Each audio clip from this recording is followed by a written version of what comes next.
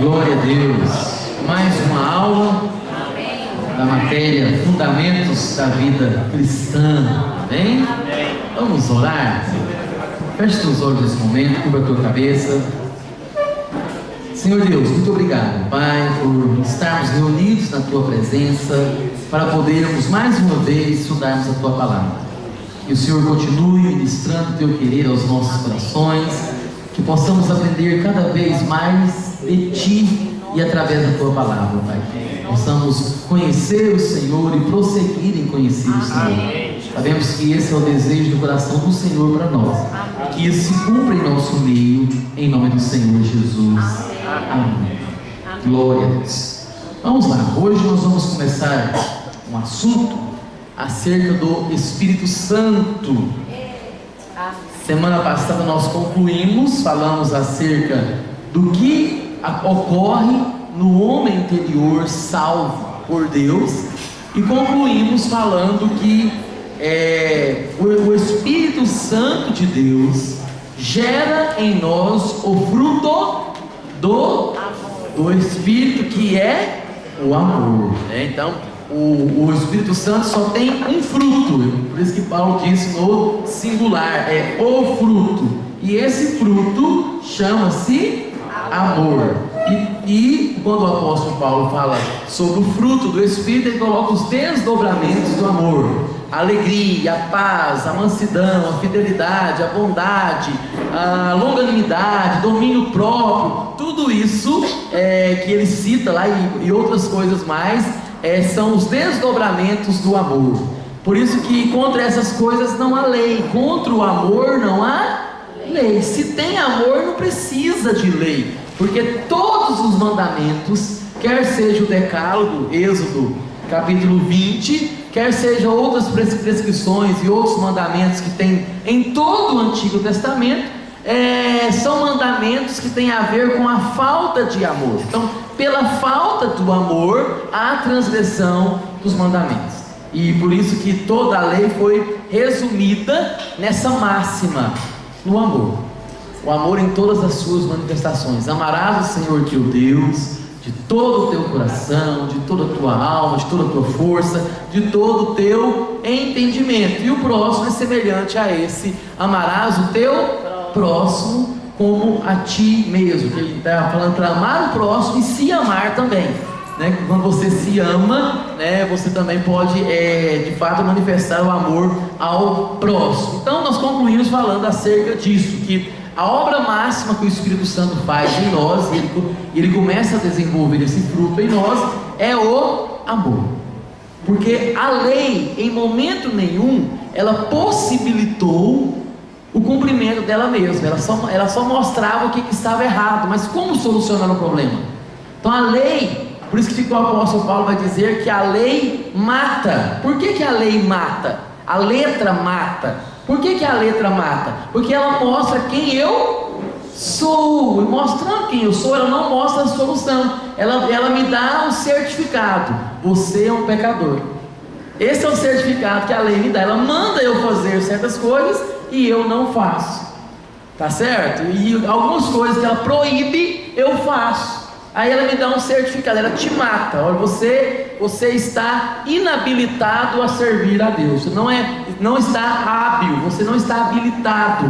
Esse é o papel da lei. E enquanto que o Espírito de vida, que é o Espírito Santo, ele nos capacita, ele mexe conosco lá no cerne, lá no centro da nossa existência. Ou seja, ele coloca amor em nosso coração. E ao colocar amor, ele nos libera da lei. Não precisa mais obedecer à lei, porque eu já tenho amor. E eu tendo o amor, e eu exercitando o amor, a lei já perde o sentido. Você não precisa estar mandando uma esposa tratar bem o marido quando ela ama. Isso já é algo natural. Você não fica: você tem que tratar bem ele. Se não houver amor, aí tem que mandar. Aí teria que ser lei. Mas se há amor, o cuidado, o zelo, a fidelidade, tudo aquilo que envolve o relacionamento será fundamentado com base no amor. E assim também é o nosso relacionamento com Deus. Deus quer relacionar-se conosco não de forma contratual, não de forma de barganha. Eu vou fazer para Deus, para que Ele de alguma forma possa fazer por mim. Mas Deus quer se relacionar comigo através da afetividade, através do amor. É o meio pelo qual Ele me alcançou, porque Deus amou o mundo de tal maneira e deu o seu Filho unigênito para que todo aquele que nele crê não pereça, mas tenha a vida eterna. Se foi o meio pelo qual Ele me alcançou, foi o amor, Ele quer que eu viva nesse amor, e não somente quer como mandamento, porque senão o mandamento do amor seria apenas mais um mandamento. Agora no Novo Testamento, através da vinda do Espírito Santo, que é o assunto nosso que vamos começar hoje, Ele nos capacita a viver e andar em amor. Olha que coisa fantástica. Por isso que eu sempre digo que a obra de salvação é uma obra completa. Deus dá o presente de salvação. Eu costumo brincar que é um presente all inclusive, né? O que eu preciso pagar a mais? Não, já está tudo incluído. Ah não, eu quero traslado, vou fazer uma viagem all inclusive, né? Eu quero traslado, não, já está incluso já. Ah não, o transporte também, e o lanche também. E dentro do avião, se eu quiser comer, está pago. Está entendendo? Ah não, se eu quiser fazer um passeio, está pago. Ou seja, é essa ideia da salvação. O presente da salvação é um presente completo. O mesmo Deus, nós vamos ver isso em Romanos capítulo 8, né? O mesmo Deus que escolhe, é o mesmo Deus que chama, que é o mesmo Deus que justifica, que é o mesmo Deus que glorifica. Aqueles que antes conheceu, a esses chamou e também chamou, e aos que chamou, a esses também justificou, e aos que justificou, e está tudo no passado, porque a obra foi feita em Cristo. E aos que justificou, a estes também glorificou. Então o sacrifício de Cristo foi um sacrifício cabal na minha vida. Ele completou, Ele fez a obra. O que eu preciso fazer mais? Eu não preciso fazer. Agora o que eu preciso fazer é corresponder com esse sacrifício, amando a Deus acima de todas as coisas, e ao próximo como a mim mesmo. E até para isso eu tenho o Espírito Santo de Deus que me capacita. Amém. Olha que coisa fantástica, queridos. É algo assim que nós olhamos para o Evangelho. Esse é o Evangelho, é a proclamação de boas novas. Por isso que a palavra evangeliomai no grego traz essa ideia de proclamação de boas novas.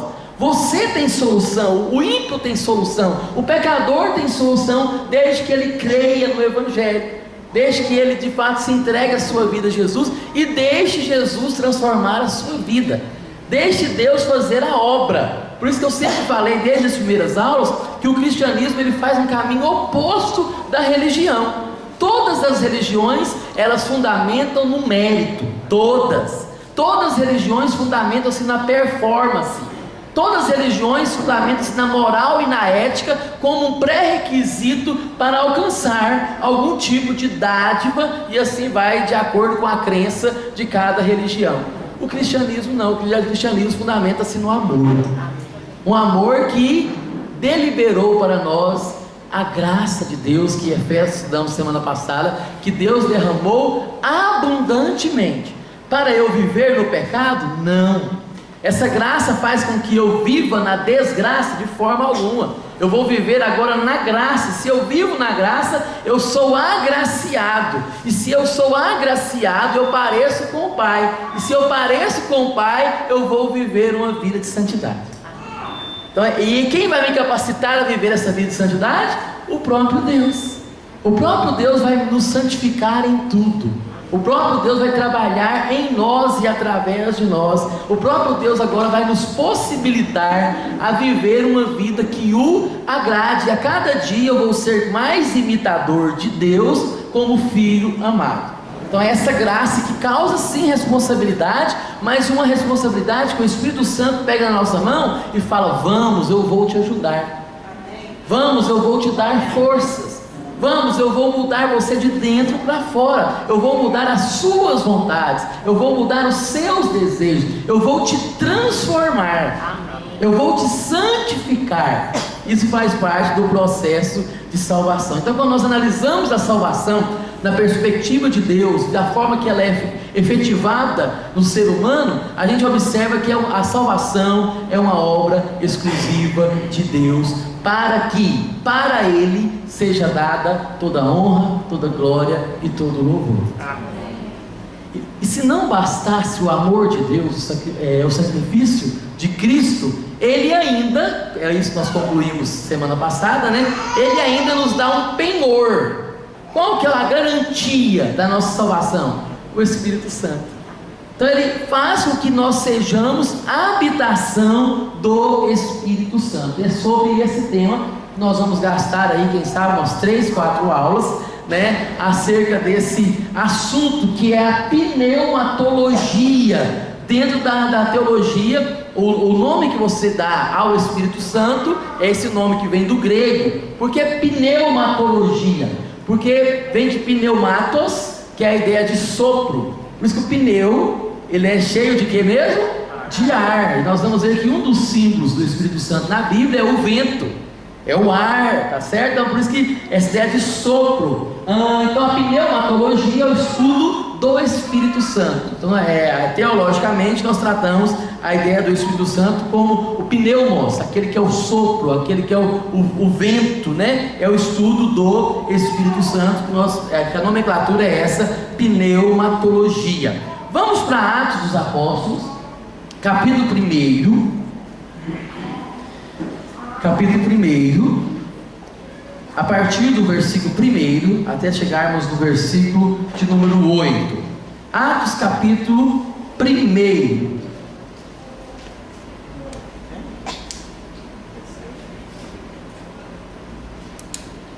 Amém? Diz assim: escrevi o primeiro livro, ó Teófilo. Para quem não sabe, quem escreveu Atos dos Apóstolos foi o evangelista Lucas.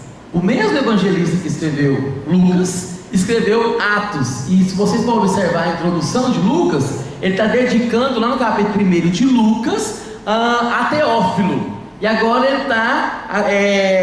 ele está escrevendo um segundo tratado. Lucas foi um dos melhores, para não dizer o melhor evangelista. O que nós temos de melhor conteúdo, no sentido de mais coordenado, dos fatos serem mais organizados, mais técnico, poderíamos dizer, de uma visão mais técnica, é o evangelista Lucas. Lucas não andou com Jesus, não foi um apóstolo de Jesus, mas foi alguém que converteu e quis saber mais sobre Jesus. Lucas, profissionalmente ele era um médico estudado, e ele é considerado também como um historiador. E ele fez uma pesquisa, ele fez, lá em Lucas capítulo 1, ele vai dizer que ele fez uma acurada investigação. Então Lucas, ele nos presenteou com o Evangelho de Lucas, né, esse trabalho lindo que o que dá a sensação, de fato foi assim que aconteceu. Lucas, ele chegou em cada um dos apóstolos, ele chegou em Maria, vem cá, vamos conversar. Bateu na casinha lá de Maria, né? Maria, vamos conversar, me conta essa história aqui. Os discípulos falaram que você viu um anjo, que você engravidou do Messias, como é que é isso? E Maria foi, contou, e Lucas escreveu. Lucas chegou nos outros familiares de pessoas que se relacionaram com Jesus, chegou nos apóstolos. Pedro, me conta como é que foi a sua experiência. Paulo e fulano, vem cá, me conta. E ele foi escrevendo, ele escreveu todo o evangelho de Lucas. Ele fez uma narrativa coordenada. O que eu acho fantástico em Lucas é porque ele vai dizer lá no capítulo 1 que muitas pessoas se empreenderam em relatar os fatos que aconteceram no meio deles. Então muitas pessoas tiveram experiência com Jesus, e outras pessoas escreveram também, como o evangelista Marcos, como o evangelista Mateus, como o próprio evangelista João. Mas ele fala também, eu também quis buscar, essa ideia que ele traz no capítulo 1 de Lucas. Ele mesmo, a mim também pareceu bem fazer uma acurada investigação, e ele presenteou a Teófilo. Alguns estudiosos falam que talvez Teófilo tenha sido uma pessoa muito influente, né? A palavra Teófilos no grego significa amigo de Deus, Teó, Deus, né? Deus, Philos, amigo. Então alguém que era convertido e que talvez seria uma pessoa influente, ou alguns estudiosos falam que ele era um homem muito rico e talvez tenha financiado o trabalho de Lucas, alguma coisa desse sentido, ou era até mesmo alguém que estava sendo evangelizado por Lucas, um homem muito exigente, e ele quis ter um tratado, ele quis ter um documento bem fundamentado, bem investigado, e Lucas, ele fez esse trabalho. E o evangelho de Lucas, ele é completo, ele é cronológico, é o evangelho mais cronológico que a gente tem da vida, pregação, ministério e morte e ressurreição de Jesus. E o que eu acho interessante é que Lucas, quando você chega no final do evangelho de Lucas, ele conclui o livro, ele termina, ele é bem conclusivo, mostra Jesus ressurreto de entre os mortos, e ele finaliza o livro. Só que o que dá a entender aqui é que Lucas terminou o seu trabalho e ele tem uma sensação que a obra de Cristo não terminou. Mesmo Jesus ter sido assunto aos céus, ter sido elevado às alturas, Lucas ele percebe que o Jesus continua agindo mesmo depois que foi elevado às alturas. Tanto é que por muitos anos se tentou dar o nome correto para o livro de Atos, né? E por algum tempo o livro de Atos foi chamado de Atos dos Apóstolos.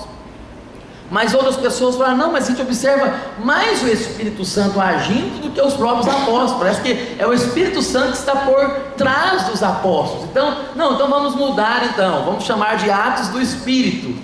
Aí alguém falou assim, não, mas Jesus está tão ativo em Atos dos Apóstolos, tudo que é feito em nome de Jesus. Não tenho prata nem ouro, mas o que eu tenho te dou em nome de Jesus. Levanta e anda, né? Tudo é feito em nome de Jesus. Estevão, quando estava sendo apedrejado, o primeiro mártir da igreja, Jesus está em pé lá no céu, um Jesus ativo, um Jesus que está assistindo, um Jesus que está acompanhando toda a obra do Pai e a obra do Espírito aqui na terra. Então Jesus não terminou o seu trabalho, sentou no céu, agora eu vou tirar férias. Parece que em Atos ele continua agindo com o Espírito Santo. Aliás, parece não foi essa a promessa que ele diz? E eis que estou convosco todos os dias até a consumação do século. Então Atos poderia ser chamado também de Atos de Jesus. Aí para conciliar, não, beleza, vamos dar um nome melhor então, é Atos de Jesus, através do Espírito Santo, usando a vida dos apóstolos. Ou seja, Jesus está interagindo, o Espírito Santo está agindo no meio da igreja, porque ele foi para o Pai, mas o Espírito Santo ficou aqui, nós ficamos aos cuidados do Espírito Santo, né? E a gente observa os apóstolos, os discípulos de Jesus, e não somente os apóstolos, mas até mesmo os diáconos, os outros demais irmãos da igreja primitiva, trabalhando em prol do reino de Deus, em prol do Evangelho. E Lucas está aqui então escrevendo agora o segundo tratado. Então ele percebeu que a obra de Deus não terminou, ele percebeu que Cristo continuou agindo, e por isso que ele começa a escrever um novo livro. Alguém que terminou um trabalho, não terminei, ele parece que deixa eu continuar, e ele escreve aqui então, o verso primeiro vai dizer, escrevi o primeiro livro. Qual foi o primeiro livro que ele escreveu? O próprio Evangelho de Lucas. Ó Teófilo, relatando todas as coisas que Jesus começou. Olha, ele começou, ele percebeu que Jesus não tinha terminado. Eu relatei todas as coisas que Jesus começou. E qual que era a didática de Jesus? Jesus dava uma aula teórica, depois ele dava aula prática? Não. Jesus ele dava aula prática primeiro, para depois ele dar aula teórica. Jesus começou a fazer, Jesus fazia. Antes de Jesus ensinar a amar, ele amava. Antes de Jesus ensinar a curar, ele curava. Antes de Jesus ensinar sobre não fazer acepção de pessoas, ele mesmo não fazia acepção de pessoas. Antes de Jesus ensinar a amar o pecador, ele mesmo amava e comia com os pecadores, e visitava, estava junto com os pecadores. Então Então essa era a didática de Jesus. Ele fazia e ele pregava como quem que tem autoridade, porque antes de ele falar algo, ele fazia primeiro. Jesus não era aquele ditado norte-americano, né, que nós aprendemos: faça o que eu falo, mas não faça o que eu faço, né? Tem pessoas que dizem assim: não, faça o que eu falo, né? Imagine você indo numa nutricionista e a mulher é uma obesa mórbida. Vou te passar uma dieta aqui para você emagrecer. Não dá certo, né? Ela pode trocar de profissão, né? E ela vai ser uma dona de uma doceteria, alguma coisa do gênero, que vai ser melhor. Mas Jesus não. Jesus, ele ensinava primeiro ele fazia antes de ensinar. Então Jesus, e ele só começou, tá vendo o termo de Lucas aqui? Jesus, ele começou a fazer e a ensinar. Só mais uma consideração, irmãos. Vocês sabem, e eu sempre declaro isso, né? Eu tenho particularmente, eu sou um teólogo reformado, sou vindo da reforma, né? Nós, cristãos protestantes, somos oriundos da reforma, mas eu creio na contemporaneidade dos dons. Vamos falar sobre isso hoje, né? Eu sou pentecostal também, creio nos dons do Espírito, né? Mas eu fico observando o quanto que Deus é o Deus do todo. Deus é o Deus da totalidade. Deus é o Deus, o mesmo Deus que é o Deus das cosmosvisões, o mesmo Deus da espiritualidade, é o Deus também da naturalidade. Em que aspecto? Um anjo não apareceu para Lucas revelando o Evangelho de Lucas. Lucas não teve grandes experiências assim, de alguém entregando uma profecia para ele, dele tendo visões, e sendo assim, algumas coisas assim meio que pentecostais. Diferente de João. João na ilha de Patmos, o negócio dele já foi mais power. O negócio dele foi sonhos e visões, e vendo Jesus, e vendo as coisas que estavam por vir, uma coisa assim mais pentecostal. Agora eu pergunto para você: Apocalipse é mais ou menos importante do que Lucas? Deus é o Deus que trabalha na naturalidade dos fatos, como também trabalha na espiritualidade. Está entendendo? Então, às vezes você fala assim: ah, não, mas eu não sou igual essas pessoas aí, power, que estou vendo anjo. Não, meu irmão, Deus usa a sua vida também na naturalidade, no seu conhecimento, igual usou Lucas. Está entendendo? Como também aqueles que são, né, eles brincam aí, tem um chavão por aí, né, do reteté, né, como aqueles que são powers mesmo. Deus usa também. É claro que nós temos que organizar as coisas para não ficar com muita meninice, né, ou com meninice nenhuma, mas vamos chegar lá. Então, queridos, observa Lucas aqui, então fazendo um trabalho natural, de um historiador, de alguém que estudou, que conhecia medicina, que conhecia história, e organizou de forma cronológica a vida e o ministério de Jesus. E o que eu acho fantástico em Atos dos Apóstolos é porque Lucas não está agora em Atos só narrando algo que Jesus fez, mas agora em Atos dos Apóstolos, por muitas vezes você observa o pronome na primeira pessoa. Por muitas vezes Lucas fala: eu estava lá, nós, e nós fomos, e nós. Então Lucas não só narrou, como ele coparticipou de tudo que estava acontecendo em Atos dos Apóstolos. Então alguém que foi testemunha ocular mesmo, né? Alguém que estava vendo aquilo que Deus estava fazendo, aquilo que o Espírito Santo estava fazendo. Vamos lá então. Então ele percebeu que ele relatou em Lucas todas as coisas que Jesus começou a fazer e a até o dia que, depois de haver dado mandamentos, por intermédio de quem? Do Espírito. Aquilo que eu já falei para vocês, tudo que Jesus fez, ele fez por meio do Espírito Santo de Deus. Os milagres que ele fez, ele não fez com Deus.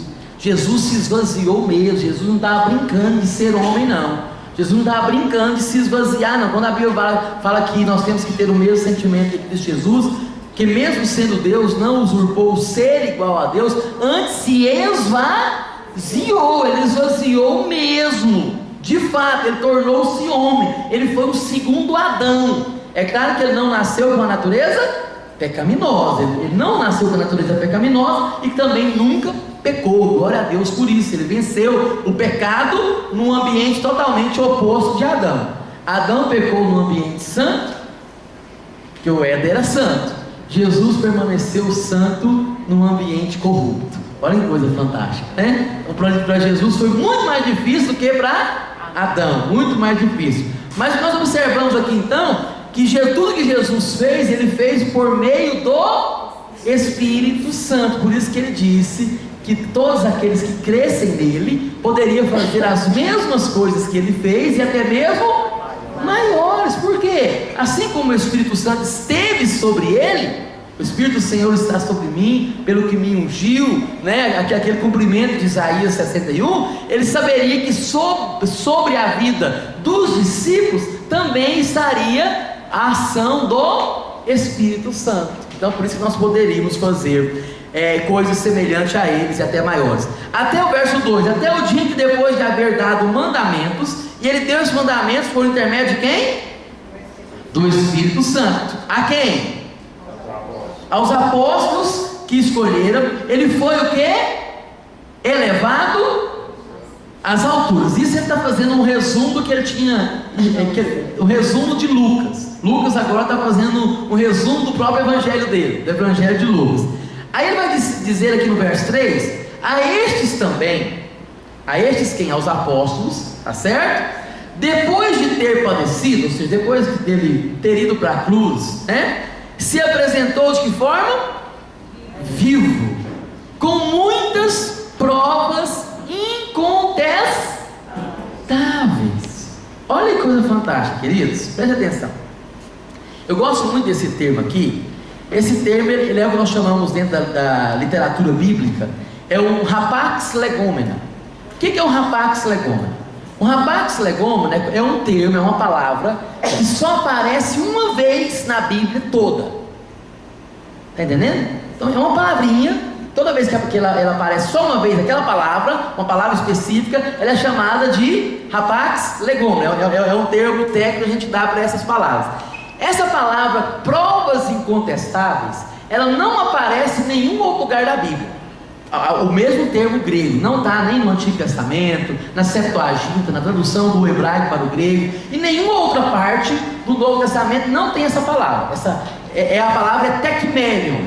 Tekmerion era um termo jurídico que normalmente advogados usavam.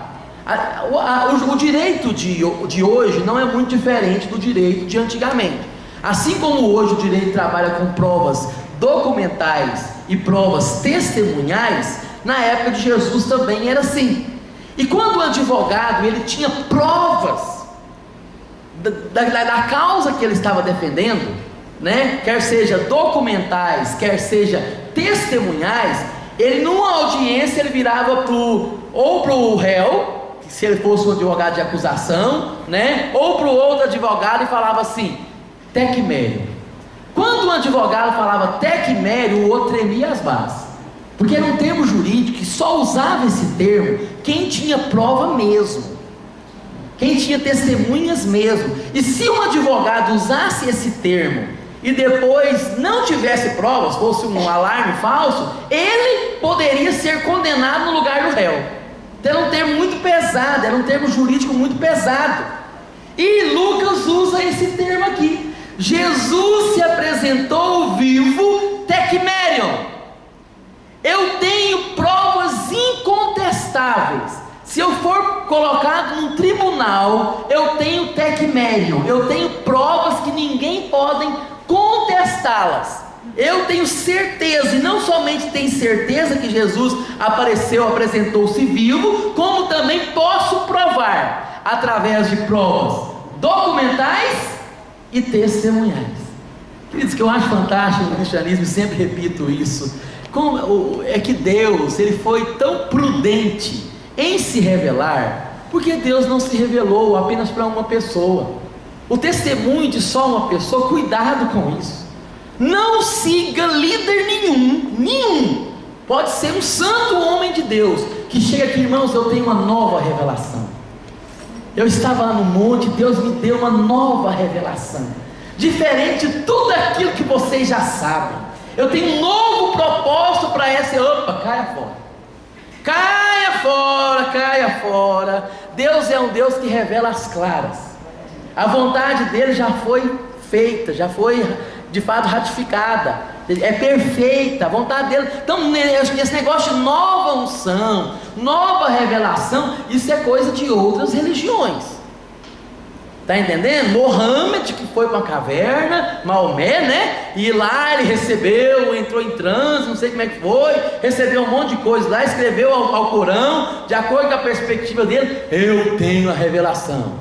Toda uma religião fundada em cima de uma só testemunha. Agora Jesus não, Deus não. Deus, ele se revelou na história. A homens comuns, a homens iletrados, a homens cultos, se revelou a reis, se revelou a profetas, se foi se revelando. Quando o povo de Deus foi tirado do Egito, mais de 1 milhão de pessoas testemunharam os feitos de Deus, a glória de Deus.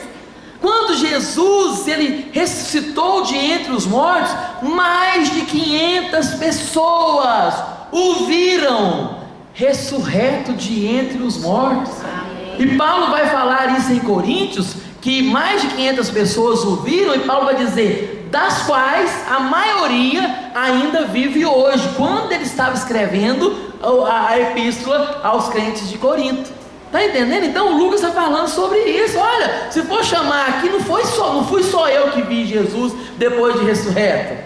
Não foram só os apóstolos, né? Uma cambada de pessoas em transe. Não, foram pessoas comuns, muitas pessoas que viram, testemunharam. Até o incrédulo Tomé tocou nele. Ele ressuscitou mesmo. Por isso Jesus se apresentou vivo tecmério, com provas incontestáveis. Eu tenho provas documentais e eu tenho provas testemunhais.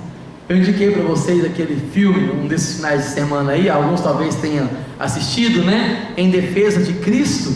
E o filme é muito bom, quem não assistiu dá tempo ainda de assisti-lo, né? Mas ele trabalha também nessa linha. Jesus se revelou na história mesmo. Tem muito mais provas sobre Jesus do que sobre Platão, do que sobre Sócrates, né? Eu me lembro, Natan ali que é professor de história, eu me lembro de um doutorando em história, que ele tentou fazer uma tese do seu doutorado, tentando provar no seu doutorado quem seria o homem, a personalidade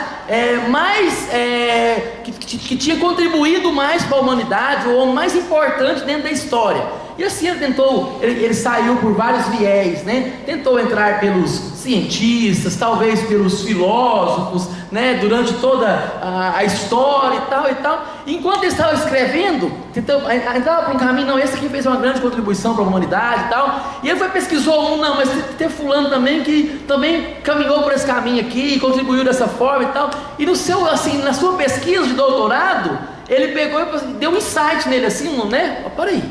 Se todo mundo na história é datado antes de Cristo e depois de Cristo, se todos os grandes nomes, os grandes filósofos, os grandes cientistas são datados na história antes de Cristo e depois de Cristo, peraí, quem que é esse que data todo mundo? E assim ele foi pesquisar sobre Jesus e ele chegou à conclusão: Jesus foi o homem mais importante da história. Não tem como fugir, ele se revelou de fato na história, né? Então Lucas vai dizer aqui, ele se apresentou vivo com tecmério, com muitas e provas aparecendo-lhes não só uma vez, mas apareceu para os discípulos durante 40 dias. Durante 40 dias Jesus apareceu. É um paralelo aqui, é claro, né? Assim como a lei foi dada para Moisés durante 40 dias, agora Jesus passou com os seus discípulos 40 dias ensinando mediante o Espírito Santo também. Agora a nova lei, a lei do Espírito, né? Então aparecendo-lhes durante 40 dias e falando das coisas concernentes ao reino de Deus. Qual que era o assunto de Jesus? Era o reino de Deus. Você observa no Evangelho de Mateus, no Evangelho de Marcos, de Lucas, as comparações de Jesus. O reino dos céus é semelhante a, o reino de Deus é semelhante a. E esse assunto de reino, o reino dos céus, o reino de Deus, era um assunto recorrente por parte de Cristo. E o que acontece, queridos? Preste atenção. E até depois de ressurreto, de entre os mortos, Jesus continuou com esse assunto em pauta. Qual que era o assunto dele? Ele ensinava coisas concernentes ao reino de Deus. E o verso 4 vai dizer: e comendo com eles. Aquilo que eu já brinquei com vocês em uma das aulas aqui, né? Quer saber como é que nós seremos depois de ressurreto? Olha para Jesus. Analise Jesus depois de ressurreto. Se Jesus pôde comer, nós também comeremos, né? E a expressão grega aqui é comer sal junto mesmo, é lanchar, né? É almoçar, né? Então, uma boa notícia para aqueles, né, que tinham medo de não ter comida no céu lá. E para vocês, mulheres, podem ficar tranquilas, né? A comida celestial é balanceada, não vai engordar, né? Então, o corpo vai ser glorificado, não vai ter gordurinha localizada. Vamos comer só por prazer. Então vamos lá. Então Jesus comeu com os discípulos, não é isso? E comendo com eles, determinou-lhes que não se ausentassem de quê? De Jerusalém. Deu-lhes um mandamento: não saiam de Jerusalém. E vai dizer: mais que esperasse a promessa do Pai, a qual disse ele: de mim ouvistes, porque João na verdade batizou com água, mas vós sereis batizados com o Espírito Santo. E ele vai dizer, é uma profecia de Jesus, né? Vós sereis batizados com o Espírito Santo. E ele diz aqui: não muito depois desses dias. Foi uma profecia que cumpriu-se alguns dias depois. Por que alguns dias? Recordando aqui as datas, o Pentecostes era 50 dias após a Páscoa. Jesus participou da Páscoa, provavelmente depois nós vamos discutir isso, né? Ou na quarta ou na quinta-feira, né? Participou da Páscoa, que seja quarta ou quinta, não importa, não dá tanta relevância assim. Mas ele foi crucificado na sexta.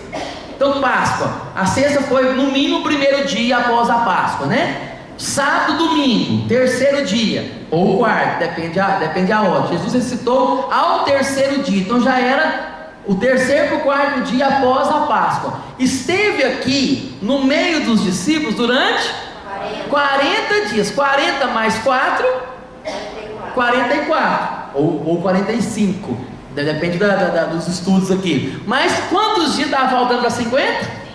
5 ou 6 dias. Então essa profecia de Jesus aqui, antes dele ser assunto aos céus, que o Espírito Santo viria, aconteceu, o cumprimento dessa profecia aqui aconteceu em menos de uma semana. Ele falou assim: vocês serão batizados com o Espírito não muito depois desses dias. Então calma aí. Aqui provavelmente era uma segunda ou terça-feira que Jesus profetizou isso aqui, e o cumprimento se deu no domingo, porque o dia de Pentecostes dava-se no domingo, e era o dia que a igreja começou a se reunir. A igreja primitiva não mais se reunia aos sábados, porque o sábado para eles perderam o sentido. O sábado tinha a ver com a lei, mas agora eles começaram de fato a se reunir aos domingos, para todos os domingos, semanalmente, celebrar a ressurreição de Cristo. Porque Cristo ressuscitou no domingo, a igreja começou a se reunir todos os domingos para cronometrar, celebrar, né, de fato, a ressurreição de Cristo. Estavam todos reunidos no dia de Pentecostes, porque o dia de Pentecostes caía no domingo, e foi no capítulo 2 que desceu o Espírito Santo de Deus, que vai ser assunto da próxima aula, capítulo 2 de Atos. Mas vamos ficar aqui no capítulo 1 ainda. Vamos lá então. Então João, na verdade, batizou com água, mas vós sereis batizados com o Espírito Santo, não é isso? Não muitos depois desses. Então, os discípulos ficaram órfãos, entre aspas, poderíamos dizer assim, né? Sem a presença do Espírito e sem a presença do Filho, apenas uns 5, 6 dias. Aí sim já foram adotados pelo Espírito Santo de Deus, e aí o Espírito Santo de Deus passou a atuar de forma veemente na vida dos discípulos. Então, verso 6, os que estavam reunidos lhe perguntaram, preste atenção, Jesus passou 3 anos ensinando esses discípulos, esse povo, acerca do reino de Deus. Qual que era a grande expectativa dos discípulos? A grande expectativa dos discípulos é que Jesus fosse um libertador semelhante a Moisés. A grande expectativa dos discípulos é que Jesus fosse um rei semelhante a Davi. Tanto é que Jesus, por muitas pessoas, era chamado Jesus, herdeiro de Davi, Jesus, filho de Davi, tem misericórdia de mim. Então eles estavam sendo oprimidos pelo Império Romano, estavam sob o domínio romano. Tinha os publicanos que cobravam impostos e impostos abusivos, extorquia o povo. Então a realidade da época de Jesus para Israel não é uma realidade boa. Eles tinham voltado do cativeiro há mais de 400 anos, mas agora estavam escravizados no seu próprio país, escravizados pelo Império Romano. Quando vê Jesus um líder, um profeta, alguém fazendo sinais e prodígios, opa! Há esperança para nós, um libertador entre nós, alguém que vai tomar nossa causa, um segundo Moisés, um que vai ser segundo Davi. Então essa expectativa não era uma expectativa que Jesus colocou no coração dos discípulos, era eles mesmos que tinham essa expectativa. Tanto é que quando Jesus morreu, todo mundo, não, acabou nossos sonhos, vamos continuar escravizados agora por Roma. E depois que Jesus ressuscitou, os discípulos estão sempre levando esse assunto para Jesus. E aí, Senhor, quando é que o Senhor vai montar um exército? Quando é que nós vamos guerrear contra Roma? Quando é... Jesus acho que tem que coçar a cabeça. Eu passei 3 anos dando um curso básico em teologia para vocês, bacharel, eu dei um curso, dei o mestrado, dei o doutorado, né? E vocês não entenderam até hoje. Já tem 40 dias que eu sempre falo sobre o reino. O meu reino não é deste mundo, o reino dos céus. Aí qual que é a pergunta que eles colocam? Senhor, é por esse tempo que o Senhor vai restaurar o reino de Israel? Quando é que nós vamos montar o nosso exército? Quando é que nós vamos guerrear, né? Que o Senhor Deus vai nos libertar? Então quando que vai acontecer isso? Então eles trouxeram esse assunto de novo para Jesus. Aí Jesus, vou ter que responder essa pergunta mesmo. Vocês não entenderam nada. Irmãos, preste atenção. Já vou dar uma dica escatológica para vocês. Tem gente que está esperando o reino de Cristo. Vai vir o reino de Cristo futuro aí. Olhe para a Bíblia, o reino de Cristo já começou. A pregação de João Batista era esta: arrependei-vos, porque está próximo o reino dos céus. E Jesus, quando ele começou a pregar, arrependei-vos, continuou com o mesmo tema, pois é chegado o reino dos céus. O reino dos céus, o reino de Deus, começou em Cristo, quando Cristo veio, e ao terminar a sua obra, ser morto, ser ressuscitado de entre os mortos, receber toda a autoridade. Se você acha que o mundo continua sob o domínio do maligno, não. O mundo era do maligno. Todo o poder me foi dado nos céus e na terra. Jesus tomou as rédeas da humanidade novamente. Agora o maligno só atua dos filhos da desobediência. Os filhos de Deus estão sob um novo reinado. É o reinado agora de Cristo. Ele nos fez assentar nas regiões celestiais em Cristo Jesus. O reino de Deus já começou. Nós somos reis. Ele nos constituiu agora reinos e sacerdotes para Deus. Nós somos representantes do reino de Deus. Então o reino de Deus já começou. E não é um reino físico, não é um reino humano, não é um império que Jesus está construindo. O reino dele é espiritual. Se fosse algo tão distante, Jesus não ensinaria na oração dominical: venha o teu reino. É sobre quem? É sobre mim, é sobre a igreja, é sobre a minha casa, sobre a minha família. E sim, vai expandir por toda a cidade. É o reino espiritual. E os discípulos perguntando sobre coisas terrenas. Quando é que o Senhor vai restaurar o reino de Israel? Aí eu penso que Jesus suspirou bem forte, né? Inspirou, né? Olha, deixa eu falar um negócio para vocês. Quando esses acontecimentos aqui históricos, humanos, quando é que o reino de Israel vai ser restaurado? Não vos compete saber nem tempos e nem épocas. E ele usa duas expressões gregas aqui. Nem o kairos e nem o cronos. Nem o cronos e nem o kairos. Em que aspecto? A palavra cronos é de onde vem em língua portuguesa a palavra cronômetro, cronologia, dia e hora marcados. E o kairos é no sentido de momento, o tempo certo. Você pergunta assim, você faz uma pergunta: qual que é a idade ideal de uma pessoa casar? Depende do kairos. Quando a pessoa adquire maturidade, isso pode vir para a vida de uma mulher aos 16, 17 anos, para outra está 50, está imatura ainda, e do homem também. Então, ou seja, é o tempo, o momento. Então, nem sempre o cronos tem a ver com o kairos. E normalmente na Bíblia a gente se refere do cronos como algo do homem. O cronômetro, o homem quer ser muito cronológico, e Deus não, Deus trabalha com o kairos, é o momento dele.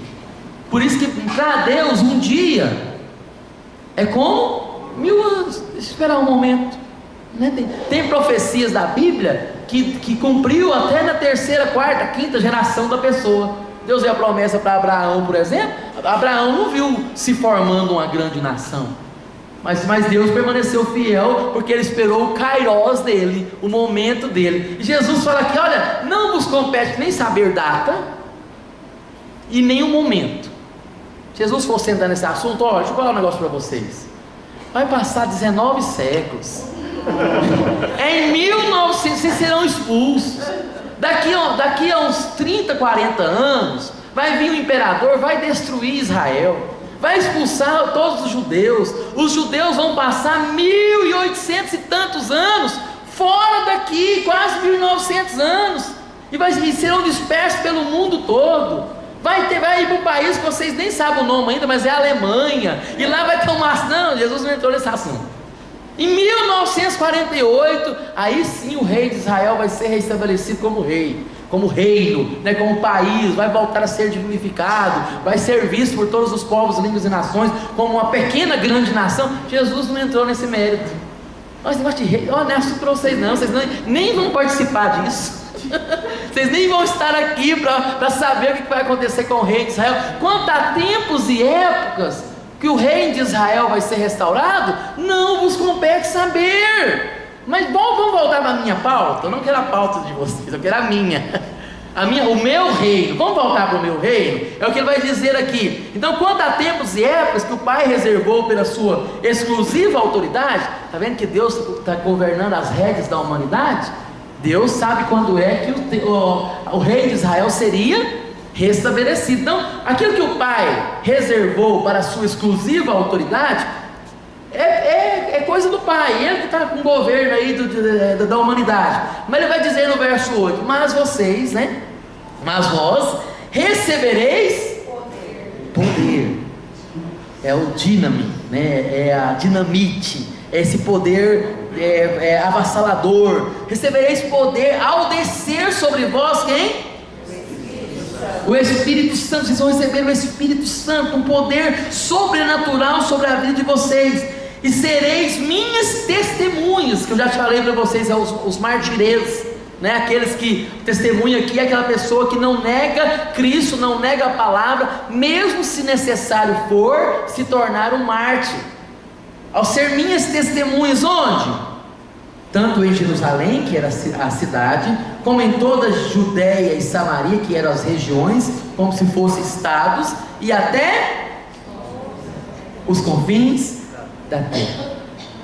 E se você for olhar o livro de Atos, é dessa forma que vai ser o descortinar do Evangelho no livro de Atos.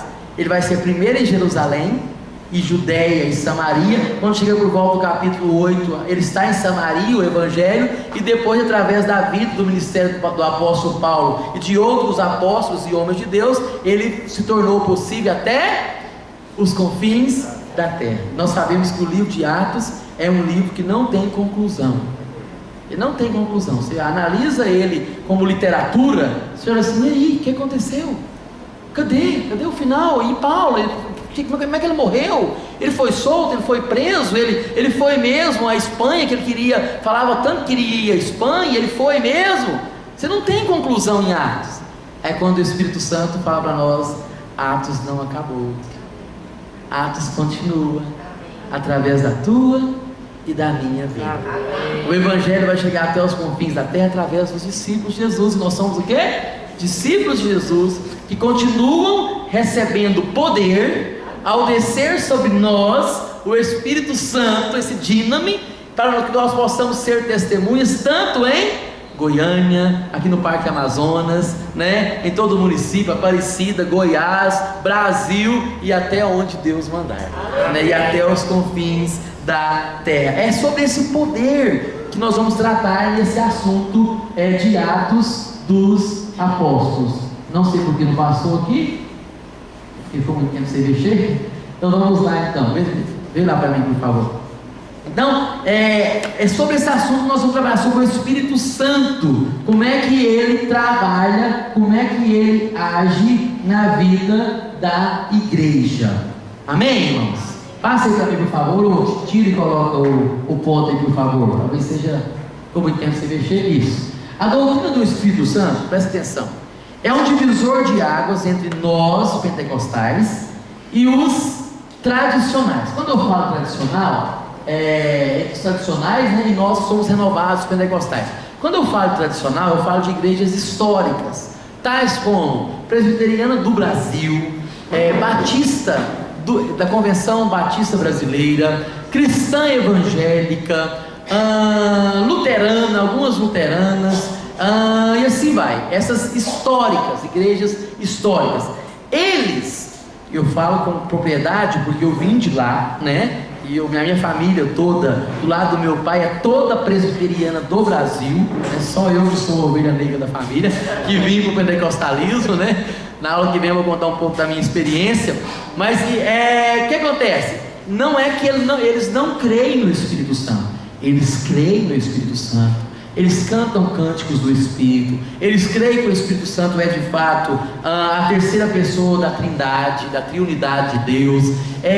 A questão é que, para eles são cessacionalistas, não são sensacionalistas, é outra palavra, eles são cessacionalistas. O que é isso, cessacionalistas? É que os dons espirituais, na visão teológica deles, já cessaram.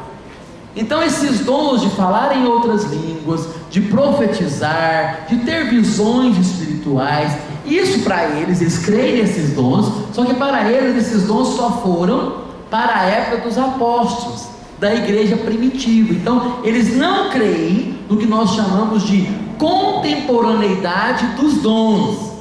Está entendendo? Eles não creem que os dons são contemporâneos a nós, que nós ainda hoje, em pleno século 21, podemos falar em línguas estranhas, né? Eles não creem nisso, é isso que nos separa. E é interessante, como eu disse para vocês, eu vim de lá, passei a minha infância toda na IPB, a minha família amo os irmãos presbiterianos, amo de paixão, amo a teologia, o quanto que eles são centrados na palavra, isso a gente não pode negar. Uma das melhores teologias de profundidade na palavra está na mão dos tradicionais, né? Tanto os batistas quanto os presbiterianos. Mas na minha adolescência, eu fui para uma cidade que não tinha a minha igreja, que era a igreja presbiteriana. Aí eu tive que congregar, aquele ditado que diz, né? Quando não tem igreja, vai para mais próximo da sua casa. Aí eu fui na época para a Assembleia de Deus, fiquei alguns meses por lá. Foi um choque térmico assim, de tudo, né? Sai daquela igreja que na pregação do pastor você escutava até a mosquinha, o mosquitinho, o pernilongo passeando na igreja. E naquela igreja bem fervorosa, né? Então mudou tudo, foi um choque. E depois, na mesma cidade, estava abrindo a igreja presbiteriana renovada, de uma teologia presbiteriana, porém renovada, de um pessoal que tinha vindo da presbiteriana do Brasil, que tinha sido renovado, receberam os dons espirituais e estava abrindo o trabalho. Aí eu me simpatizei melhor com eles, e aí eu fiquei lá dessa igreja, de lá nunca saí até hoje, né? Da igreja presbiteriana renovada, a igreja na qual eu faço parte até hoje. Mas queridos, Na época, hoje em dia, graças a Deus, já amadurecemos, a igreja brasileira amadureceu muito, mas na época tinha uma briga muito grande, não existia nem neopentecostalismo ainda. A briga era entre os tradicionais e os pentecostais, e um ficava alfinetando o outro. Esse povo é tudo doido, os tradicionais falavam, né? Os pentecostais são tudo doidos, falam uns negócios lá que ninguém entende. Alguns falavam, não, eles estão endemoniados, então eles jogavam pesados. Enquanto que os pentecostais, não, aquele povo não vai nem morar no céu, aquele povo é uma geladeira. Alguém que saía de uma igreja pentecostal e ia para uma tradicional, não, está indo para a geladeira, irmão, você vai morrer, não volta para o Egito não. Então tinha essa briga. E eu, como adolescente curioso, cheguei no meu pastor da Assembleia de Deus, não tinha ido para ir renovado ainda, e perguntei para ele, disse, pastor, e um homem muito sábio, um homem de Deus, a minha família toda da presbiteriana do Brasil, aquele povo tudo, que serve a Deus, eles vão para o inferno? Que é isso que eu ouvia, né? Foi minha pergunta de adolescente. Aí ele falou assim, vem cá, senta aqui, deixa eu te contar uma história. Aí ele pegou e me usou uma ilustração para que eu pudesse na época entender isso. Ele falou assim, olha, um homem comprou uma passagem daqui para Portugal, o sonho dele era conhecer a Europa, só que ele morria de medo de andar de avião. Essa foi a história que ele me contou, né? Só que aí, como ele tinha medo de andar de avião, ele foi de navio, né? Já que não tem ponte daqui para lá, né? Então ele foi de navio, e ele comprou a passagem, juntou as suas economias e comprou a passagem para conhecer a Europa. Só que de navio, a viagem que estava calculada para ser em menos dias, houve-se uma grande tempestade no oceano. Aí o navio teve que passar pela costa africana. Então aquela viagem que seria um período, foi o dobro daquele período. E aquela pessoa, ela levou a matulinha dele, os alimentos dele, a marmita dele. E como a viagem foi maior, aí ele ficou sem comida. E passou fome durante a viagem, até que chegou lá em Portugal, só que desnutrido. E quando ele estava descendo do navio, né, quase amarelo, desfalecido, o capitão do navio olhou para ele e falou assim, o senhor está bem? O senhor está pálido? O que aconteceu com o senhor? O senhor passou mal e não procurou um dos nossos médicos? E ele falou assim, não, capitão, é porque... Aí contou a história para ele. Eu sou um homem que juntei todas as minhas economias para conhecer a Europa e tal, e eu trouxe a comida e não deu. Aí o capitão virou para ele, você não sabia que estava inclusa a alimentação? Esse pastor me contou essa ilustração para dizer o seguinte, eles vão chegar lá, eles vão para o céu, eles serão salvos, só que infelizmente vão chegar mais desfalecidos, mais desnutridos, se eles não se alimentarem desse banquete que é o Espírito Santo, que é aquilo que o Espírito Santo pode proporcionar na vida da igreja. E nós sabemos que o Espírito Santo ele não é igual ao demônio. O demônio ele é invasivo. O demônio ele entra na vida de uma pessoa sem pedir permissão. Ele toma a consciência da pessoa. O Espírito Santo não. O Espírito Santo é Lorde, ele é gentil. Então, se não queremos a ação do Espírito Santo por aqui, ele meio que, ele age de outra forma, não com esses dons. Ele age, é claro, convertendo, ele age quebrantando, ele age salvando. Então nós observamos assim eu compreendi. Eles vão morar no céu, glória a Deus, vão sim, são homens de Deus, mulheres de Deus, só que não desfruta disso que nós temos. Nós que conhecemos o Espírito Santo, como é gostoso, irmãos. Isso é um prazer inigualável, né? Ter experiências espirituais com o Espírito Santo. Então essa questão é um divisor de águas, infelizmente. Hoje, graças a Deus, já tem, já está havendo mais uma aproximação. Tem muitas igrejas tradicionais que você vai visitar, o negócio está mais fervoroso, já tem uns pregadores aí mais fervorosos. Eu tive alguns professores da Presbiteriana do Brasil que só não falavam em línguas na frente da gente, né?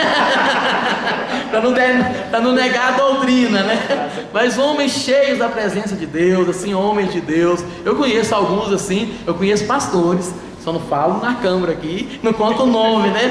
Mas que já foi orar perto de mim, pastores da Presbiteriana do Brasil, e falaram em línguas, e lá na igreja eles não fazem isso, né? Porque senão expulsam eles de lá, né?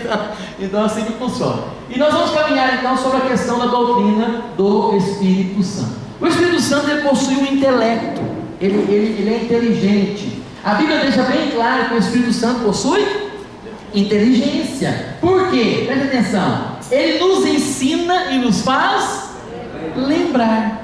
Irmãos, preste atenção. Esses dias eu passei um trabalho para os meus alunos de uma outra matéria, desse curso, né? Um outro núcleo.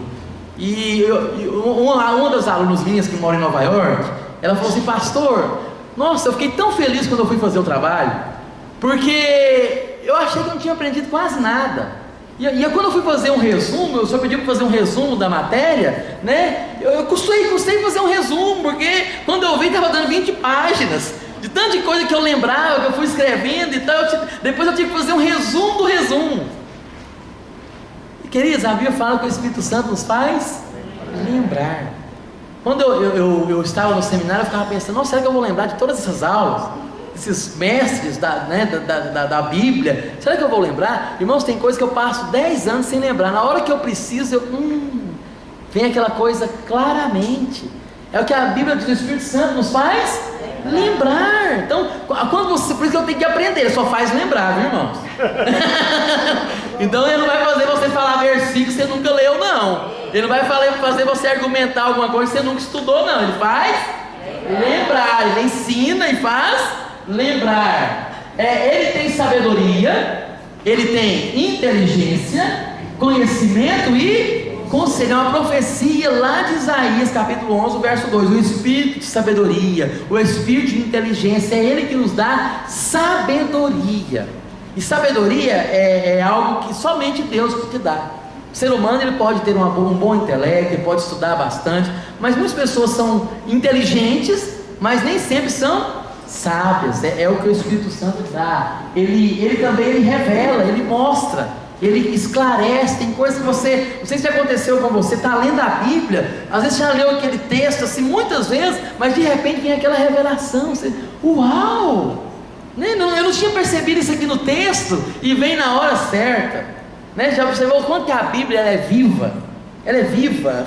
Quando você lê a Bíblia, ela fala com você e ela aplica a cada situação que está precisando. Ela não contém a palavra de Deus, ela é a palavra de Deus. Amém. E o Espírito Santo, ele nos revela. Além disso, o Espírito Santo, ele é sensível, ele sente e reage. É claro, queridos, presta atenção, todo sentimento do Espírito Santo é o que nós chamamos de antropomorfismo. Antropos de homem, morfos de forma. Todas as vezes, presta atenção, uma coisa nós temos que entender: Deus, ele é muito além da nossa compreensão. Então, quando a Bíblia fala assim, a mão do Senhor, Isaías 59, eis que a mão do Senhor não está encolhida. Deus tem mão? Não. Ele é Espírito. Só que uma forma didática dele se revelar a nós, ele fala que é a sua mão. Nem os ouvidos tapados. Deus tem ouvido? Deus Pai? Não tem, ele é Espírito, mas é uma forma didática. Isso é chamado de antropomorfismo. Então isso é usado muito na Bíblia, ou seja, dar características humanas do homem para Deus. Mas isso é errado? Não, é só a gente compreender isso. É uma forma didática de Deus. Deus está se revelando. Deus é um ser soberano que está se revelando a uma criatura bem menor, infinitamente menor. Então Deus tem que ser didático. É igual nós fazemos quando nós vamos explicar uma coisa para os nossos filhos e eles não conseguem entender. Aí você vai de acordo com a idade. Com a idade você usa, se for muito bebezinho ou pequenininho, 3 anos, 4 anos, é uma argumentação. Quando chega no 9, 10 anos, já é outro. Você pode ser mais claro. Quando chega aos 13, 14, aí sim você pode rasgar o verbo, né? Então, ou seja, é didática, isso chama-se didática, e Deus faz isso conosco. Então, quando a gente fala que o Espírito Santo ele tem sentimentos, isso tem a ver com o antropomorfismo e o antropopatismo, que é a ideia de dar alguns sentimentos para o Espírito, que são dos homens. Amor, a Bíblia diz que ele é amor, que ele é o meio pelo qual nós temos amor. Em Romanos capítulo 5 vai dizer que o amor de Deus é derramado em nossos corações através do Espírito Santo. Alegria é outro sentimento do Espírito. A Bíblia fala para nós não entristecermos o Espírito Santo, não entristeçais o Espírito Santo de Deus. Ou seja, ele possui sentimentos, ele é um Deus que possui sentimentos. A Bíblia diz que ele intercede por nós em Romanos 8, 26, com gemidos inexprimíveis. Então ele intercede por nós. E ele também, lembrando que isso tudo eu vou colocar no Google lá, eu vou ficar tranquilo quanto a isso, anotar tudo. sobre a questão da vontade do Espírito. Ele tem vontade própria. Vontade própria em quê? No repartir dos dons espirituais. A Bíblia diz que é o Espírito Santo de Deus que reparte, distribui os dons no meio da igreja, de acordo com o seu querer e a sua vontade. Para um ele dá um dom, para outro ele dá dois, entendeu? Outro ele dá três, ele sai distribuindo, né? Ele tem vontade própria, ele que age no permitir ou impedir os desejos e intenções do nosso coração, e isso eu acho fantástico. Vamos lá para esse texto aí de Atos capítulo 16. Atos capítulo 16. Eu acho fantástico esse texto aqui. Qual é o grande problema nosso? O grande problema nosso é querer ser independente. Como cristãos, Deus nos chama a viver uma vida de dependência de Deus, para tudo, até nos mínimos detalhes. Preste atenção, até para fazer aquilo que é lícito, até para fazer aquilo que é lícito, até para fazer aquilo que é mandamento. A forma de eu fazer aquilo, eu tenho que ter direção de Deus. Vou citar um exemplo prático. A Bíblia diz: ide por todo mundo e pregai o Evangelho. É um mandamento, certo? Aí eu nessa questão, dessa vontade de cumprir esse mandamento, eu vou ali numa boca de fumo pregar o Evangelho agora, estou indo lá, Deus está mandando. Como assim está mandando? É vontade de Deus você ir? Você já orou? Deus falou com você de alguma forma? O homem de Deus e a mulher de Deus busca a direção de Deus para tudo. Amém. É o tempo de Deus, é o momento de Deus. E o que diz esse texto que me ensina muito, porque observa o Espírito Santo atuando, guiando os homens de Deus de acordo com o seu querer. É Atos capítulo 16, a partir do versículo 6. Presta atenção. E percorrendo, Atos 16, 6, a região frígio-gálata, tendo sido o quê? Impedidos. O Espírito Santo os impediu de fazer o quê? De pregar a palavra na Ásia. Está vendo aqui? Pregar a palavra é algo lícito? É um mandamento? É. Mas o homem e a mulher de Deus tem que saber como, quando e porquê. Ele busca a direção de Deus. Nós, como filhos de Deus, temos que andar sob a direção do Espírito Santo de Deus. E Paulo está dizendo que é nós, e lembrando que o nós aqui é quem? É Paulo, está Silas também, e Lucas está aqui também, tá certo? E percorrendo a região frígio-gálata, tendo sido impedidos, nós somos impedidos por quem? De pregar a palavra na Ásia. Então a intenção de Paulo, Silas e Lucas era ir pregar o Evangelho onde? O Espírito Santo falou: não, agora não é o momento. Defrontando Mísia, tentaram ir para outro estado. Então, se não é para a Ásia, vamos para Bitínia então. Nós temos que pregar o Evangelho, beleza, então vamos, né? Vamos para Bitínia. Mas o Espírito de Jesus não deixou. Está vendo o Espírito Santo? Não vai pregar agora, não prega, aí não. O Espírito de Jesus, que é o Espírito Santo, não permitiu. E tendo contornado Mísia, desceram a Troade. Então, já que nós não temos direção de Deus, vamos parar, vamos dormir, vamos orar mais, vamos esperar a direção de Deus, já que Deus não deu a direção, e não somente deu, mas Ele está impedindo, tá certo? Aí o verso 9: à noite sobreveio a Paulo uma visão, na qual um varão da Macedônia, que era a porta de entrada para a Europa, na Macedônia, estava em pé e lhe rogava, dizendo: passa a Macedônia e ajuda-nos. Olha que coisa fantástica, irmãos. Queria ir para a Ásia, Espírito Santo, não. Vamos então para Bitínia, não. Vamos dormir então, para Deus falar conosco, né? Foi dormir, veio um sonho, no sonho, uma visão. Um homem da Macedônia, que era a entrada da Europa, que é onde que fundou a igreja dos Filipenses. Está entendendo? Aí Paulo teve essa visão: passa a Macedônia e ajuda-nos. Aí, presta atenção. Assim que teve a visão, imediatamente, olha o verbo aí no plural, porque Lucas está junto, procuramos partir partir para aquele destino, concluindo que Deus nos havia chamado para lhes anunciar o Evangelho. Olha que coisa fantástica, o Espírito Santo direcionando a igreja nos mínimos detalhes. Irmãos, e nós temos que buscar isso para a vida da igreja, nós temos que buscar isso para a nossa vida pessoal.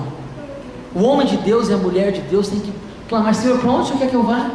Qual que é a direção do Senhor? E nós devemos estar submetidos à vontade de Deus. E como é bom quando você anda na vontade de Deus, não tem nada melhor. Eu me lembro uma época que eu pastoreava uma igreja de 600 membros, e Deus mandou eu ir para uma igreja que estava quase fechando, 16 membros. Os meus amigos falaram: você é doido, você está deixando uma maior igreja, tem um futuro fantástico nessa igreja, um salário fantástico. Eu disse: não, Deus está mandando, Deus está mandando. Salário menos da metade do que eu ganhava na outra. Foi aqui em Goiânia, essa outra igreja era em outra cidade. Deus mandou eu vir para Goiânia, e oramos, minha esposa e eu, buscamos direção de Deus, e viemos. Irmãos, como foi lindo aquilo que Deus fez através das nossas vidas, a prosperidade que Ele nos deu. Foi nessa época que eu tinha o menor salário, que eu comprei a casa própria. Está entendendo? Que Deus nos prosperou. Então, ou seja, quando você anda na direção de Deus, no final de nós estamos em 2019, no final de 2017, eu tive um convite para voltar para essa igreja, essa mesma igreja grande, né, rica e tal, e eu orei, busquei, eu estava com 3 convites: uma igreja grande, uma igreja média e plantar uma igreja. O Espírito Santo falou para mim e para minha esposa: vai plantar a igreja em Aparecida. E o quê? Mas se é o Senhor, irmãos, foi a melhor decisão que eu fiz, que eu tomei. Então nós que somos, se eu não tivesse tomado essa decisão, não estaria aqui hoje, né? Estaria pastoreando em outra cidade. Então Deus, Ele nos direciona, e quando você toma a direção da vontade de Deus, que às vezes nem sempre é a nossa vontade, e que às vezes nem sempre é os nossos cálculos humanos. Os meus amigos dizem: pastor, você é doido, o senhor rejeitou o convite daquela igreja, o senhor está bem? Que lá é o sonho de consumo de todo pastor. Eu falei assim: pode ser de todo pastor, mas eu quero andar na direção de Deus. Amém. Se Deus me mandar para Bugiganga, vocês nem sabem onde é que é, né? Uirapuru, nunca nem fui lá, só já vi itinerário de ônibus, né? Se Deus mandar para lá, eu vou. Está entendendo? Mas você tem que andar de acordo com a direção de Deus. É a melhor coisa quando você anda sob a direção de Deus. Então Paulo foi impedido, mas ele tomou a decisão certa. Filipe, irmãos, em Atos capítulo 8, estava lá pastoreando. Filipe era um diácono. Deus estava abençoando o ministério dele, crescendo. Deus estava realizando sinais e prodígios através da vida de Filipe. E o anjo apareceu para ele: vai pregar no deserto. Ele foi pregar no deserto, obedeceu, deixou o povão lá, a multidão, e foi pregar para uma pessoa. E aconteceu aquilo que nós sabemos: o eunuco converteu, né? Teve aquela experiência maravilhosa, porque ele andou de acordo com a direção de Deus. Então o Espírito Santo, ele impede, ele permite os nossos desejos, ele nos convida, nos direciona, né? Ele nos orienta. Tudo isso é que o Espírito Santo faz. Vamos caminhar um pouquinho, então, para encerrando. O Espírito Santo na vida de Jesus, desde o início da vida terrena de Jesus até a crucificação, o Espírito Santo esteve intimamente ligado a Jesus. No nascimento, o que há?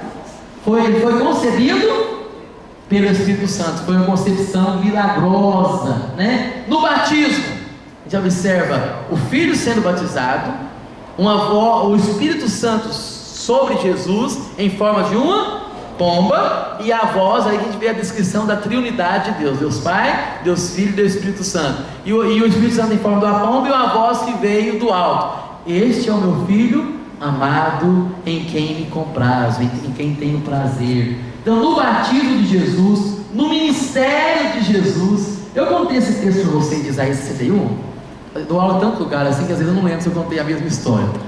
Desse texto aí do Espírito do Senhor está sobre mim.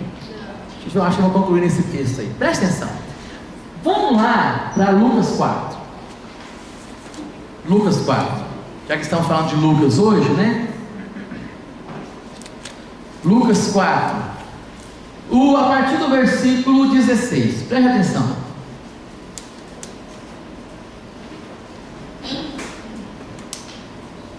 texto vai dizer o seguinte: indo para Nazaré, Lucas 4, verso 16, onde fora criado.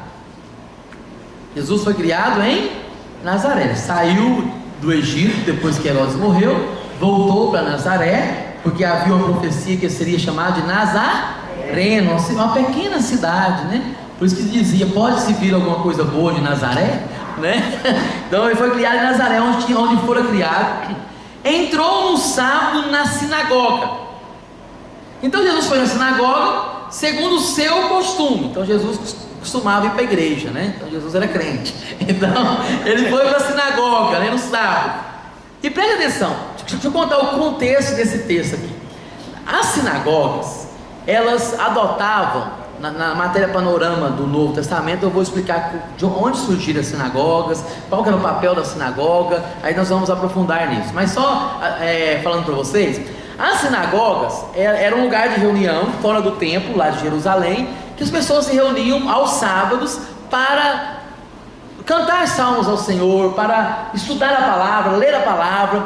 E na sinagoga tinha um plano de leitura, que se lia todo o Antigo Testamento em 3 anos. Então eles tinham uma cronologia. Então cada sábado se lia um pouco do Antigo Testamento. E quem é que lia? Ou era o chefe da sinagoga, ou um sacerdote, ou um rabi, que era um mestre reconhecido entre o povo. Jesus, ele era tido como mestre em Israel, como mestre, como profeta. Não é isso que Jesus perguntou para os discípulos em João capítulo 6, o que as pessoas estão dizendo acerca de mim? Não, Senhor, uns falam que o Senhor é mestre, outros falam que o Senhor é profeta, outros falam que o Senhor é Elias, né? Aí Jesus perguntou, e vós, o que dizeis que eu sou? Aí Pedro disse, tu és o Cristo, Filho do Deus vivo, né? Então o que acontece? Então Jesus estava aqui pregando nessa sinagoga, e eles tinham esse plano de leitura. Aí o assistente da sinagoga, não foi Jesus que escolheu um texto para ler, não. Foi o assistente da sinagoga que dava para o rabi, para o mestre, já o texto marcadinho para ler. E coincidentemente, entre aspas, né, era o texto de Isaías 61. Era o mesmo texto. E deixa eu contar um outro contexto para vocês. Em toda sinagoga, segundo a tradição judaica, tinha uma cadeira, como se tem em algumas igrejas, o lugar para o pastor assentar, né? E tinha uma cadeira que ninguém assentava nela. Era uma cadeira que na tradição judaica, somente o Messias teria autoridade para sentar nela. Eles esperavam que quando o Messias viesse, ele sentaria nessa cadeira. Então nem o chefe da sinagoga sentava nela. Então tinha a cadeira do chefe da sinagoga e tinha a cadeira do Messias, tá certo? E eles deram um texto para Jesus. Lê, o senhor é mestre, lê aqui para mim, por favor. Como a gente faz na igreja? Irmão, lê o texto aí, não é isso? E tá, e lhe deram o livro do profeta Isaías. Então foi dado para Jesus, não foi ele que escolheu. Verso 17. E abrindo o livro, achou o lugar onde estava escrito Isaías 61: o Espírito do Senhor está sobre mim, pelo que me ungiu para evangelizar os pobres, enviou-me para proclamar libertação aos cativos e restauração da vista aos cegos, para pôr em liberdade os oprimidos e apregoar o ano aceitável do Senhor. Tendo fechado o livro, devolveu ao assistente e sentou-se. Onde é que Jesus sentou? Lá na cadeira. E todo mundo olhou para ele. Uau! Alguns com escândalo, né? Por que está sentado lá? E olha aí. E todos na sinagoga tinham os olhos fitos nele. Por que olharam para ele? Porque ninguém nunca sentou aí. Aí ele pegou e falou, Jesus passou a dizer ali. Então passou Jesus a dizer-lhes: hoje se cumpriu a escritura que acabais de ouvir. Essa profecia de Isaías 61, que o Espírito Santo estaria sobre mim, era acerca, em primeiro lugar, do Messias. Eu sou o Messias. Se entender ou não, aí é outra história. mas Jesus estava se revelando. Essa profecia que vocês ouviram acabou de cumprir na minha vida. Então, no ministério de Jesus, o Espírito Santo sempre atuou. Por que ele fazia tudo que ele fez? Porque o Espírito Santo estava sobre ele. Tanto na unção quanto na tentação, a gente vê a participação do Espírito Santo. E para concluir, o Espírito Santo na vida do cristão, o mesmo Espírito que conduziu Jesus no seu ministério, ele deseja guiar os crentes e continua ativo. Ele é o nosso paracletós, é o nosso consolador. O termo grego é paracletós, é traduzido como consolador, exortador, advogado, né? Aquela música que nós cantamos, advogado fiel, é verdade, né? Então Jesus e o Espírito Santo nos advogam a nossa causa. Ele se coloca ao nosso lado para nos ajudar, né? Então nós observamos a ação do Espírito Santo. Ele é professor, ele ensina aquilo que nós já aprendemos e nos faz lembrar. Ele é testemunha de Jesus e vai convencer o homem do pecado, da justiça e do juízo. E é aquele que convence, é ele que nos convence. Então, irmãos, preste atenção: quem pode convencer o homem é somente o Espírito Santo de Deus. O meu papel é pregar, o meu papel é anunciar. Não queira fazer aquilo que é papel do Espírito. Não queira causar conversão. Esse negócio de produzir crente, não sei se vocês já fizeram isso. Se fizeram, vão pedir perdão por isso. Pastor chega na igreja, né, no culto de domingo à noite, todo mundo fecha os olhos. Vamos orar comigo. Senhor Jesus. Aí a igreja toda ora. Arrependo os meus pecados, perdoa os meus pecados, escreve o meu nome no livro da vida. E tá aquela oração toda que você já conhece, eu sei que vocês conhecem. Terminou a oração. Quem fez essa oração pela primeira vez? Aí o ímpio está meio perdido, né? Porque o amigo já convidou ele para a igreja. Converteu!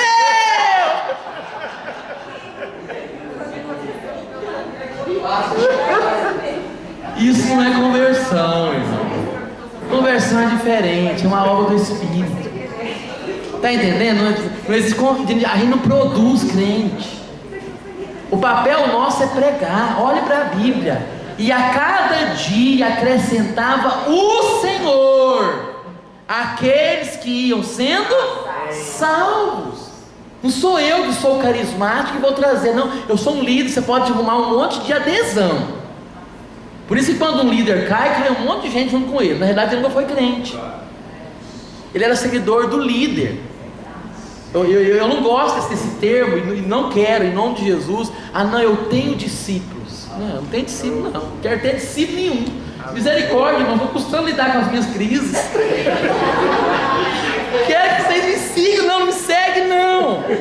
Eu quero que vocês sejam discípulos de Jesus. Olhem para Jesus, o autor e consumador da vossa fé. O caminho é Ele, então é Ele que convence, é Ele que chama. O meu papel é pregar. E nós pastores pregamos às vezes para salvação e às vezes pregamos para condenação. Naquele dia, não, eu nunca ouvi falar do Evangelho. Já ouviu, você estava lá naquela aula do luto, pastor Wilson Antônio. Se não converteu, já é outra história. Então, ou seja, o papel nosso é pregar, mas quem convence é o Espírito. Então, cuidado para querer fazer aquilo que não é da sua alçada. Nosso papel é pregar. É o Espírito Santo que vai convencer. É Ele que convence o homem do pecado, da justiça e do juízo. Apenas prega a palavra, fale do amor de Deus. Aí você vai ver corações quebrantados, o Espírito Santo convertendo, pessoas chorando, se reconciliando com o Senhor, arrependendo dos seus pecados. Aí você vai ver uma conversão genuína. Agora esse negócio de produzir crente, eu fiz, né? Por isso que em Goiânia hoje, presta atenção, isso é uma estatística verdadeira, existe um número já maior de ex-crentes do que de crentes. Que Goiânia foi varrida por essa onda de produzir crentes. 10 mil almas batizadas, cadê esse povo? Será que foi conversão mesmo? Ou será que foi um movimento, né? É algo para pensarmos. Ele nos guia, então nos convence e nos guia. Alguns símbolos do Espírito Santo estão concluindo. A Bíblia fala sobre alguns símbolos. Entre eles, a Bíblia usa o vento, porque tal como o vento, o Espírito Santo atua de que forma? Imprevisível, invisivelmente, porém são percebidos os seus efeitos, né? A Bíblia também fala sobre o Espírito Santo como fogo, né? O fogo, ele é agente consumidor, mas ao mesmo tempo ele é agente purificador. Vamos tratar isso na próxima aula. E a Bíblia fala também que aqueles que creem em Cristo, como diz as Escrituras, do seu interior fluirão rios de águas vivas. São alguns símbolos do Espírito. Conclusão, preste atenção. No Antigo Testamento, quem esteve, vamos ler todo mundo lá? No Antigo Testamento, o Pai esteve em evidência. No Novo Testamento, o Filho cumpriu o seu ministério. Agora estamos sob os cuidados do Espírito Santo de Deus. Aleluia. Amém? Hoje só começamos, só aquecemos os motores. Semana que vem vamos continuar falando sobre o Espírito Santo. Semana que vem vamos falar em Atos 2, a descida, a promessa, o que é avivamento. Amém? Vamos tratar, vamos orar, já vou abrir para perguntas. Só um pouquinho. Pai, muito obrigado por essa noite na tua presença, que tu possas continuar nos instruindo, nos ensinando através da tua palavra. Obrigado pelo Espírito Santo que habita em nós e em nosso meio. Que o Espírito Santo continue tendo liberdade para agir em nós e através de nós, direcionando as nossas vidas, direcionando, ó Pai, a tua obra aqui na terra. Em nome do Senhor Jesus, amém e amém.